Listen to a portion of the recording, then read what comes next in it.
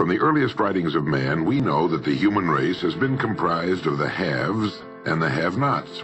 When I was a kid back during the Great Depression, I was obsessed with a desire to know what invisible something separated the haves from the have-nots, being a have-not. I wanted to know why so few managed to be well off financially in a country where success is available to everyone. For example, in checking the Statistical Abstract of the United States, published by the Bureau of the Census, I discovered, just lately, that only 10% of the men in this country, 65 years of age and older, have incomes of $6,000 or more a year. More than 80% of all men 65 or older have incomes under $4,000 a year. Only 7.6% have incomes between $7,000 and $10,000 a year, and only 3.7% have incomes of $10,000 a year or more. A man starts his working career in his 20s, often earlier. He's fortunate in that he lives in the free world. He has better than 40 years to make the grade financially in the richest country on earth. Yet, according to the statistics, only about 10 out of 100 will be financially secure by the time 65 rolls around, and only about 4 men out of 100 will be financially comfortable. Now, why? Well, let me tell you how to find out for yourself. Conduct your own survey. Start down the street in your neighborhood on any Saturday or Sunday and ask the man of every house 2 questions. The first question is, what are you doing at the present time to increase your income now? That is, how much do you want to earn? And when you've evaluated the blank stare you get in response to that question, ask question number 2, which goes, how much money are you planning to be worth at age 65? Now, when the silence becomes too unnerving, thank him and move on to the next house. Ask 50 men, 100, 1,000, until you're completely convinced that the reason men don't make more money during their working lives, and the reason men aren't financially independent by the time they're 65, is simply that they seldom, if ever, do any constructive thinking on either subject. It's that simple, unfortunately. The reason it's so easy to earn far more money than the average man earns in this country is that so very few, are going about it the right way. This is a race without enough contestants to bother about. The few who are really in the race can all be winners. Some will finish ahead of the others, but even the man who finishes last in this race will be financially secure. Most people, more than 90%, aren't even in the race. To prove it, ask yourself the 2 survey questions. Up until the time you started listening to this message, what were your plans for increasing your income? How much do you want to earn? And how much money had you decided to be worth by the time you're 65? You see, people who earn large incomes aren't lucky, and they're not crooks, as those without money are so fond of pretending, nor are they endowed with more brains or talent necessarily than their friends and neighbors, nor are they privy to occult secrets, and only a very few were lucky enough to have had rich fathers or grandfathers. Most of the people earning the big incomes today started the same way you and I did, and most other people. The only difference between the men who earn big incomes and those who earn small incomes is that those earning big incomes decided to earn more. They're the people who made it their business to earn more. You see, a woman who does not think about baking an apple pie for dinner tonight will never think of looking up the recipe for apple pie. Without the decision for pie, there's no motivation for checking out the recipe. A man who does not think about driving his car to St. Louis, Missouri or Nacogdoches, Texas will never get road maps which show how to get to St. Louis or Nacogdoches. And a man who never decides to earn more money will never think of learning how, of looking up the rules for earning more money. You see, people do what they make up their minds to do. So get rid of the ancient superstition once and for all that people who earn big money are special people, or lucky, or get the breaks, or had money to begin with, or knew someone, or are smarter, or anything else. These are alibis. They can all be disproved 1,000 times. The reason there are so many of these alibis around is that men who fail to make the grade financially are seldom honest enough to just admit that they really didn't try and keep trying. So in order to justify their failure, in order to remain seated, they dream up and pass along these old alibis. We're all self-made, but only the successful will admit it. I once had occasion to visit Charleston, South Carolina. I'd never been there before, so I hired a taxi to drive me around the historic old town. I particularly wanted to see the battery where that famous shot was fired on Fort Sumter. Along this beautiful drive, some of Charleston's oldest and finest homes look out over the bay. I commented to my cab driver on what lovely homes they were, and he said, yes, some of those homes have 40 rooms. And then he thought a moment and he said, and every one of them is owned by a crook. This is how the have-nots justify themselves and their lot in life. I didn't say anything because I didn't feel I was entitled to advise him or try to straighten out his thinking. This is a free country where as long as he doesn't hurt others, everyone has the unalienable right to be just as wrong as he wants to be. As Thomas R. Lounsbury, the American scholar and educator, put it, we must view with profound respect the infinite capacity of the human mind to resist the inroads of useful knowledge. My taxi driver and men and women like him all over the world have been kidding themselves and holding themselves down and refusing the bounty and abundance of the world for centuries. Knowledge is available to everyone. We can either listen to those qualified to teach us, or we can go along with those ancient stumbling blocks we get from people who don't know any more than we do. The truth, incidentally, about those homes along that beautiful drive is that they were built by the men and women who made the largest contribution to the city of Charleston. In just a moment, I'm going to give you the formula for getting rich, but before I do, I want to remind you of something. Before a jet pilot begins his takeoff from an airport, he carefully goes over a checklist, item by item. He does this not only because it's required by law, but because he cannot afford to trust so important a job to his memory alone.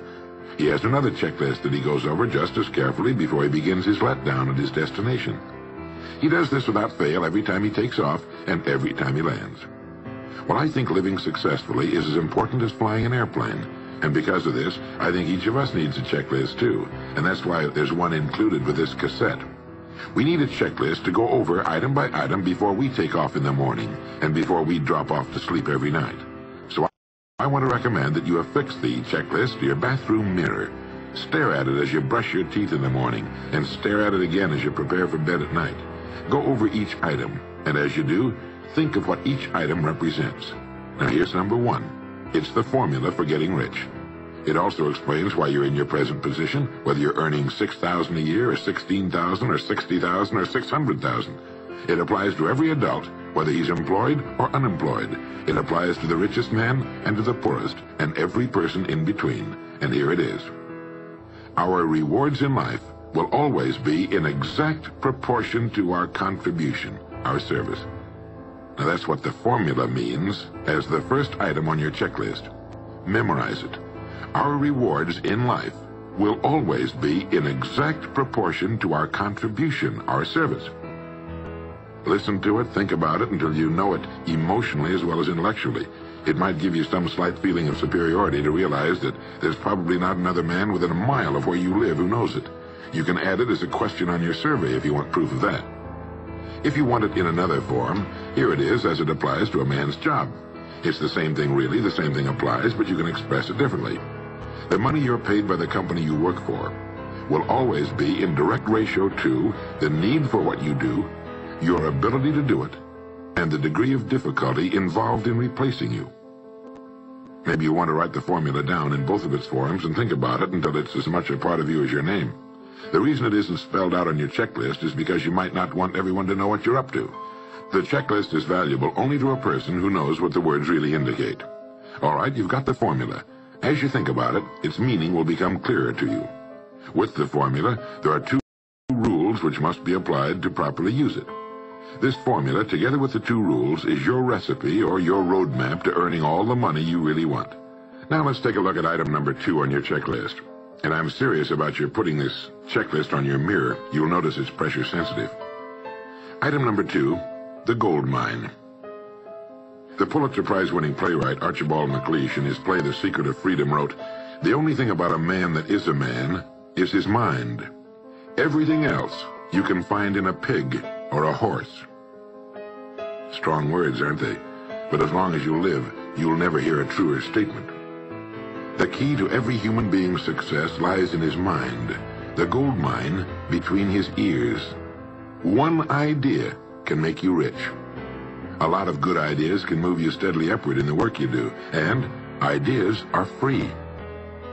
And just think, there's nothing now being done commercially that will not be done better, much better in the years ahead. Next year's homes and most of what's in them will be better than this year's. Next year's cars will be better. Next year's manufacturing, distributing, marketing, and selling and advertising should be better. Nothing is now being done as well as it must be done in the future, and every innovation, every new improvement will be somebody's brainchild. Now, what's your specialty? How many good ideas have you come up with during the past year? If you continue on as you have in the past, where will you be and what will you be earning, say, a year from now, 5 years from now? Every day of our lives, we walk or drive by more opportunity than we could develop in a lifetime, in 50 lifetimes. Back in the 20s, Sinclair Lewis wrote that you can kidnap a man, blindfold him, take him to any city in the country with a couple of notable exceptions, put him in a chair in the downtown area, take off his blindfold, and he could sit there a week and not be able to tell you what town he's in. The streets are all alike. The buildings are all alike. The businesses all look alike. This is still largely true today. The reason for this being that most businessmen in this country are playing a game called follow the follower. If a man goes into business, no matter what line it happens to be, the first thing he does is make certain that his place of business, outside and inside, looks exactly like every other place of business of that type in the country. Do you know why? It's because he's been playing copycat since he was a year old and does it without thinking about it. For the same reason kids dress alike in school. He wants to be one of the gang. He doesn't necessarily examine all the business establishments in his field and pattern his on the one outstanding example, the one that inspires him, the one that he can really believe in. He just does what everybody else in his business is doing, and by this simple process, he guarantees his own mediocrity. Whose drum are you marching to, if indeed you're marching to anyone's, and why? Remember, whatever you now do for a living will be done differently, quite differently a few years from now. Never in the history of mankind have the opportunities for all of us been so great. But the great majority of people will be the beneficiaries of progress, not those who bring it about. Which group are you going to belong to? If you want to be a contributor, not just a beneficiary, here's the first rule. It appears on your checklist as the Goldmine. So, think. Think deliberately and with a purpose. Use the Goldmine between your ears. Begin by thinking at a special time every day. Back during the Depression, a New York lumber dealer was growing rich while other lumber dealers were going broke. When asked how he did it, he said, "Every evening when I get home, I close myself up in a quiet room, sit in a comfortable chair, and ask myself, how will my business be conducted 10 years from now? Then I try to do it now." Instead of competing with every other lumber dealer, which is what they were doing, he was creating. He was doing the very thing man was designed to do, the very thing man does best. A company growing at the rate of 10% a year will double its size in less than 8 years. But a man can improve his effectiveness 50% or 100% a year or more. The experts tell us that every one of us has within him deep reservoirs of ability, even genius, that he habitually fails to use. Well, let's begin now to reach into these deep, rich areas of pure net profit and use more of our real abilities. Let's think. Here's the best way I've found to make yourself think. Start getting up a little earlier than you're accustomed to. Right off the bat, this gives you extra time that 95% of the men in this country are not using at all. 1 hour earlier a day gives you 6.5 extra 40-hour weeks a year. But at this time in the morning, take a refreshing shower, dress, get yourself a fresh, hot cup of coffee if you're a coffee man, and then sit down to a clean sheet of paper. At the top of the paper, write your financial goal. Now, this is the amount of money per year you intend to earn soon. Incidentally, you might like to keep this to yourself, too. It's nobody's business but yours. Then, start to think. Think about your goal and what it'll mean to you and your family. Then see how many ideas you can come up with to help you reach that goal. Ideas to improve what you now do for a living. Ways of increasing your contribution to match your income goal. You know, jobs don't have futures. People do. No matter what line of work you may be in, there is within it more than enough opportunity to last a lifetime. You don't have to think of brand new ideas or revolutionary new ways of doing things, although you well might come up with some. Think of ways of improving what is now being done. If you're to increase your income by the amount you've specified, you must find ways of increasing your contribution, your service. And the key to this is to be found in your mind, in that gold mine between your ears. Try for 5 ideas every morning and write them down, and save those sheets of paper in a special idea file. Many, perhaps most of your ideas will be worthless, but some of them will be very good. A few will be excellent, and every once in a while you will come up with something really outstanding. You see, 5 ideas a day is 25 a week if you don't think on weekends. Now that's more than 1,000 ideas a year. One idea can get you to that income you're shooting for. The law of averages swings so far in your favor you just can't miss. Try to develop a sense of expectancy. That is, try to hold the feeling that the goal you're shooting for is a sure thing, and that it's only a matter of time before it's realized. You know, Henry Ford didn't start making cars until he was 45.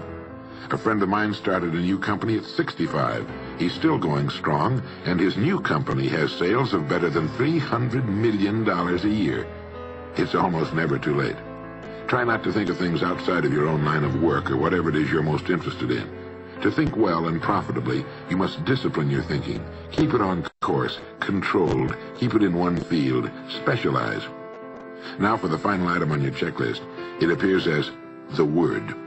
And the word is attitude. Attitude has been called the most important word in the language. William James put it this way. He said, "The greatest discovery of my generation is that human beings can alter their lives by altering their attitudes of mind." Now this is something to think about. Can alter their lives by altering their attitudes of mind. It's another way of saying we become what we think about. Look at it this way. Your total environment, if you've been an adult for any appreciable period of time, your total environment is a reflection of you as a person. The house and the neighborhood in which you live, the car you drive, the clothes you wear, the job you do, the people with whom you regularly associate. Your total environment is an exact and merciless mirror of you as a human being. Now, if you feel your environment can stand some improvement, you have only to improve your attitude, and your world will gradually change to reflect the changing person. Here's how to change your attitude. Beginning now, begin to act as would the person you most want to become. Now that is, if you were already in possession of the goal you're shooting for, how would you conduct yourself in all of your affairs? Well, do it now, and tomorrow, and the next day. Begin now to act the part of the person you most want to become, and you'll end by becoming that person. Subtly, in little ways, in the way you dress, in the way you talk, in the unfailing courtesy you show to every person with whom you come in contact, begin to act the part of the person who has already achieved that which you're shooting for. The German philosopher Goethe gave us the secret when he said, before you can do something, you must first be something. When you behave like the person you most want to become, the things that person would have will tend to come to you. It's simply cause and effect. Don't be in too big a hurry. It takes longer to build a skyscraper than a chicken coop. Build slowly, steadily, and well. Then when you make it, you'll keep it. You'll stay on top. Always be suspicious of the so-called get-rich-quick scheme or sudden success. Never forget that word, attitude. It's your attitude toward the people with whom you come in contact that will determine their attitudes toward you. The person with a great attitude toward life and the world is the person other people call lucky. He's not lucky. He's just using our old friend cause and effect. His causes are excellent, and his effects have to be just as good. Well, that's it. 3 things to remember. 3 things to practice every day. If you spent 16 hours a day, 7 days a week practicing your golf swing, in a relatively short time you'd have a grooved, beautiful swing like the pros. So practice your new attitude every day, every waking hour. Practice thinking a few minutes every morning, and you'll find yourself thinking all day long. And remember the formula. Our rewards in life will always be in exact proportion to our contribution, our service. Go over the ideas in this message every day until they're as much a part of you as your name and your temporary address. You'll notice that each time you listen, you'll hear something new. You'll get a new idea you failed to get before. This is Earl Nightingale, and thank you.